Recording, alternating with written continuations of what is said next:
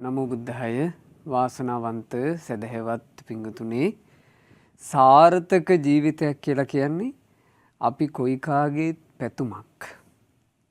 ජීවිතේ සාර්ථක කරගන්න නැත්නම් කියලා හැඟීමක් ආසාවක් කැමැත්තක් හැම දිනාට පාහේ තියෙනවා. සාර්ථක ජීවිතයක් කියලා කියන්නේ කායිකවත් මානසිකවත් සුවසහනය විඳිනා ජීවිතයක්. සාර්ථක ජීවිතයක් කියලා කියන්නේ පසුතැවිලි නොවන ජීවිතයක්. බුදුරජාණන් වහන්සේගේ පරම ගම්භීර ධර්මයට අනුව නම් සාර්ථක ජීවිතයක් කියලා කියන්නේ මෙලොව පරලොව දෙකේම සැනසෙන ජීවිතයක්. ඒ බඳු ජීවිතයක් හදාගන්න කවුද අකමැති? සාර්ථක ජීවිතයක් හදාගැනීමේ කැමැත්ත අතීතෙත් තිබුණා. ඒක වර්තමානයේත් නුවණැති මිනිසුන්ට තියෙනවා. ඒක අනාගතෙත් තියෙවි. අපේ ලෞතර සම්මා සම්බුදුරජාණන් වහන්සේ ජීවිතයක් සාර්ථක කරවන කාරණා 6ක් දේශනා කළා. අද ධර්මය ආන්ගේ කාරණා 6 විස්තර කර ගැනීමයි. බුදුරජාණන් වහන්සේ වදාලා යම් කිසි කෙනෙකුගේ ජීවිතේ කායික මානසික නිරෝගීකම තියෙනවා නම් ජීවිතේ සාර්ථක කරවන පළවෙනි අංගය ඒක.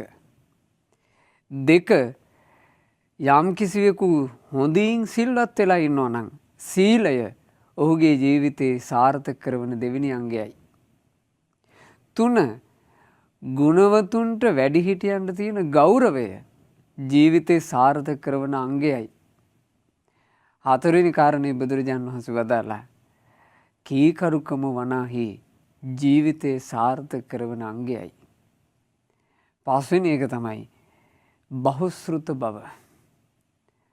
බොහෝ දැන උගත් බව ජීවිතයක් සාර්ථක කරවන 5 වෙනි අංගය. ඊළඟට බුදුරජාණන් වහන්සේ වදාළ අවසාන එක තමයි තමාගේ ජීවිතයට විපත ගේන කාරණා දැනගත්ත ගමන් අතහරින්නත්. තමාගේ ජීවිතේ සාර්ථක කරවන යහපත් කාරණා දැනගත්ත ගමන් පුරුදු කරන්නත් තමන්ට තියෙන වීරිය ජීවිතේ සාර්ථක කරවන අංගයයි. දැන් අද මේ කාරණා විස්තර වශයෙන් අහන්න ලැබෙනවා. එතකොට දක්ෂයා ජීවිතේ සාර්ථක කරගන්න මොකද්ද කරන්නේ? මේ කරුණු 6 ජීවිතේට වහා එකතු කරගන්නවා.